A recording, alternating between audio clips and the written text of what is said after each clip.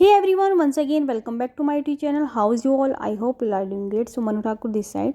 Last video में हमने सिर्फ 2 आरआरबी स्टाफ नर्स के क्वेश्चन पेपर को डिस्कस करा था। उसमें हमने कुछ क्वेश्चंस को डिस्कस किया था।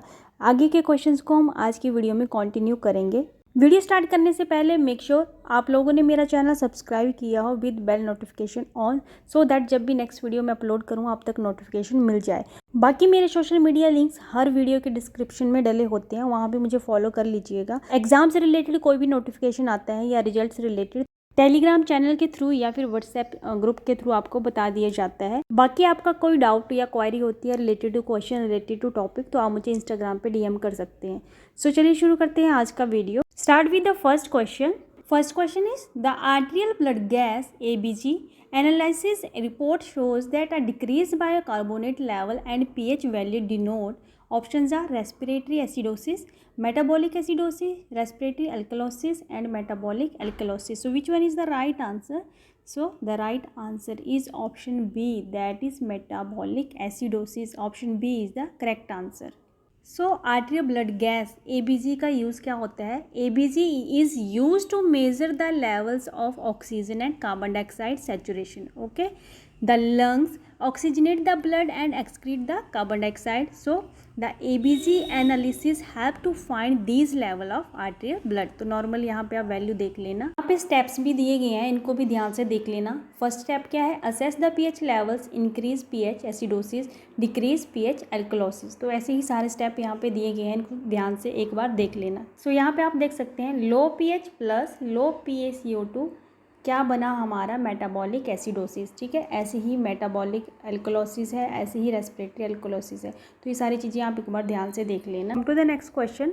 Isotope of cobalt is use in the treatment for which of the following disease. तो नीचे कुछ डिजीज कंडीशन दी गई हैं, आपने ये बताना है जो आइसोटोप ऑफ कोबाल्ट है कौन सी डिजीज़ में यूज़ होता है, कौन सी डिजीज़ की ट्रीटमेंट में यूज़ होता है।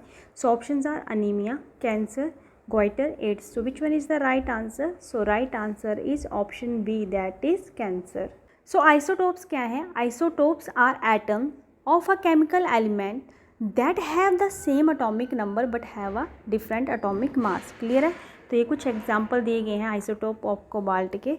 तो यहाँ पे बोला गया है जो कोबाल्ट 60 है, cobalt 60 is use in the inspection of materials to reveal internal structure, flaws और foreign objects and in the sterilization of food. Clear है? और मेडिसिन में कैसे यूज़ होते हैं? It is use to treat cancer and sterilize medical equipment. So we can conclude that the isotope of cobalt is use in treatment of cancer. So option B is the right answer. Move to the next question. The relationship between 2 और मोर variables is called, क्या बोला जाता है? Options are type 1 error, correlation, hypothesis, research. So which one is the right answer? Option B is the right answer, that is correlation. Correlation क्या होता है? The relationship between 2 or more variables. Clear है? सो explanation इसका हम देख लेते हैं. In statistics a positive correlation means both the variables increase और decrease in the same direction. A negative correlation means if one variable increase the other decrease. तो इस तरह से आप यहाँ पे एक्सप्लेनेशन देख सकते हैं. Next one is what percentage does burns of genitalia constitute by the rule of 9. Option यहाँ पे दी गई हैं 21%, 1%, 18%, 9%. So which one is the right answer? So the right answer is option B, that is 1%. So the rule of 9 is used to measure the total body surface area affected by burns. Next one is the period between exposure to infection and the appearance of first symptom is called. जब हम किसी infection के exposure में आते हैं और हमें first symptom दिखाई देता है, फर्स्ट सिम्टम अपीयर होता है, उस पीरियड को क्या बोला जाता है? Options are latent period, incubation period, window period, exposure period. So which one is the right answer?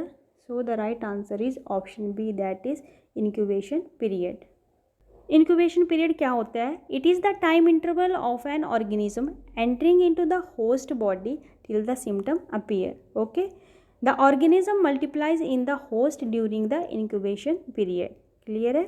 Next question is the surgical removal of the entire contents of the orbit including the eyeballs and eyelids is, उसे क्या बोला जाता है? तो नीचे कुछ option दी गई हैं, इन्हें ध्यान से पढ़ना है. So which one is the right answer? Guess कीजिए कौन सी ऑप्शन हमारा यहाँ पे राइट होगा. So option C is the correct answer. That is accentration. What is accentration? It is the surgical removal of the entire contents of the orbit. Okay. Eye socket, eyeball, fat, muscles and other adjacent structure of the eye. इसके लिए इसको use किया जाता है. So it is performed in the case of cancer, tumour और life threatening infection. तो ये explanation यहाँ पे दी गई है, इसको भी ध्यान से एक बार देख लेना.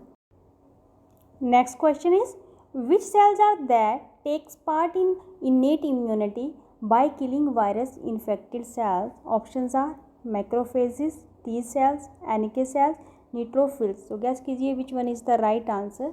सो the right answer is option C means NK cells. Option C is the right answer. NK cells को बोला जाता है natural killer cells. So it is type of lymphocyte. ये लिम्फोसाइट की एक टाइप है. वाइट ब्लड सेल्स आर और leukocytes are responsible for protecting the body.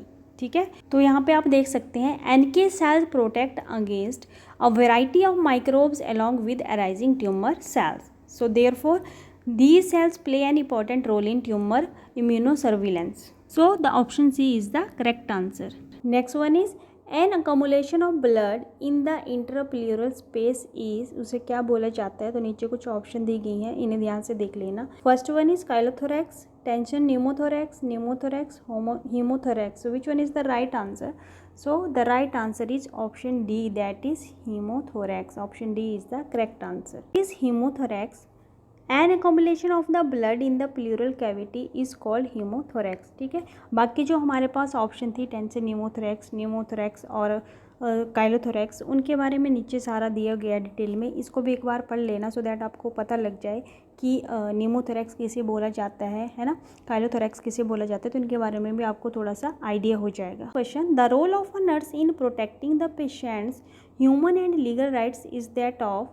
Options are patient care giver, communicator, educator, patient advocate. So which one is the right answer? So right answer is option D, that is patient advocate. Option D is the correct answer. So the rights of the patients are autonomy, confidentiality and privacy, है ना.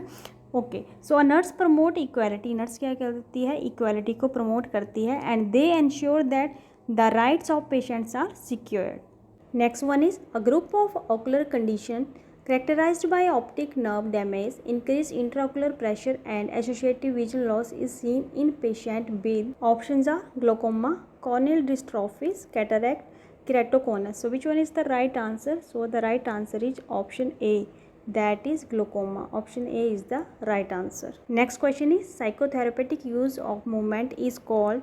Options are music therapy, dance therapy, recreational therapy and relaxation therapy. So which one is the right answer?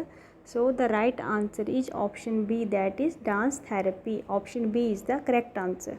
So the dance and movement therapy is the psychotherapeutic use of movement. It helps to promote emotional, social, cognitive and physical integration. It decreases muscle tension. The participants learn to understand the relation between body sensation and emotions. तो ये explanation भी आप एक बार देख लेना. DMT किस लिए यूज़ किया जाता है? DMT means dance movement therapy. So that's all about today's video. I hope ये वीडियो आपके लिए हेल्पफुल रहेगी. बाकी की वीडियोस ऑलरेडी चैनल पे डली हुई हैं related to RRB staff nurse exam. सो उनको भी जाके आप देख सकते हैं. प्लेलिस्ट में जाके प्रॉपर प्लेलिस्ट बनी हुई है. That's all about today's video. मिलते हैं नेक्स्ट वीडियो में नेक्स्ट टॉपिक के साथ. तब तक के लिए बाय, टेक केयर, खुश रहिए, स्वस्थ रहिए. Thanks for watching.